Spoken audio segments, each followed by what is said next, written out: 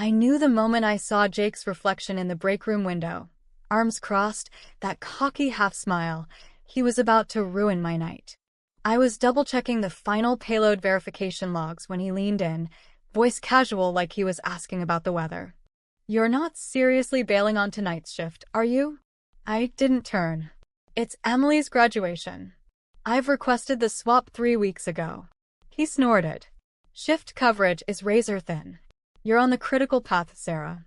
Remember critical?" The word stung because it came from a guy who'd never touched a diagnostic console in his life. Jake got his supervisor role because his uncle owned half the company. I'd built the authentication protocols that kept our DoD contract alive.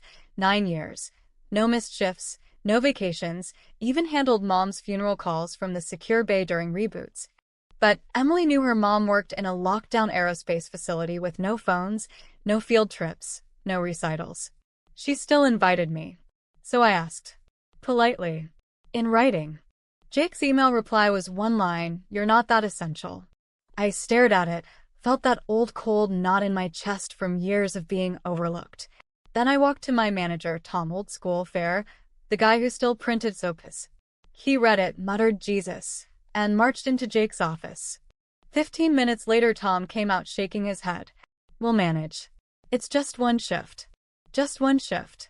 Never mind the system required my specific biometric token, non-transferable, duty issued under strict personnel continuity rules.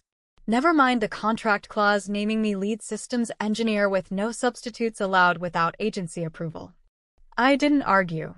I packed my locker, left my access card in a sealed envelope for compliance, and walked out in the burgundy dress I'd saved since Emily was little. Jake spotted me near the exit, raised his voice for the whole floor. "If you leave for your kid's little ceremony, don't bother coming back." I kept walking. That night I sat in the third row, held Emily's shaking hand, watched her cross the stage in her cap and gown.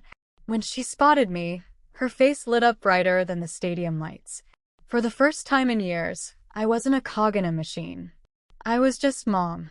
The next morning my desk sat empty.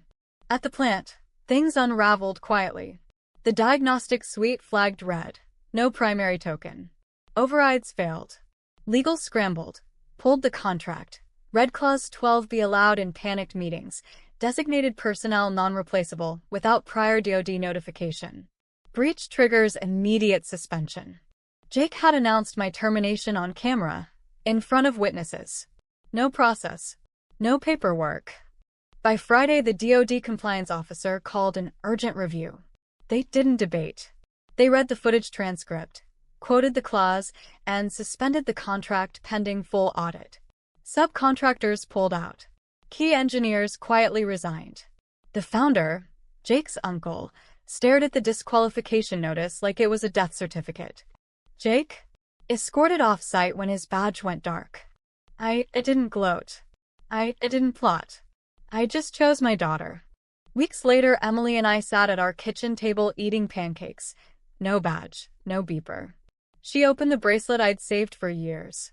"You really walked away for me?" I nodded. Some things are worth more than a paycheck. A small boutique defense firm reached out, not revenge, just opportunity. They needed someone who understood continuity.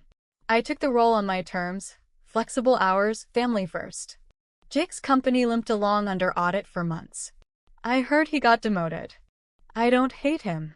I just hope he learned one thing. Never tell a mother she's not essential. Because when push comes to shove, family always wins. And sometimes the quietest choices echo the loudest.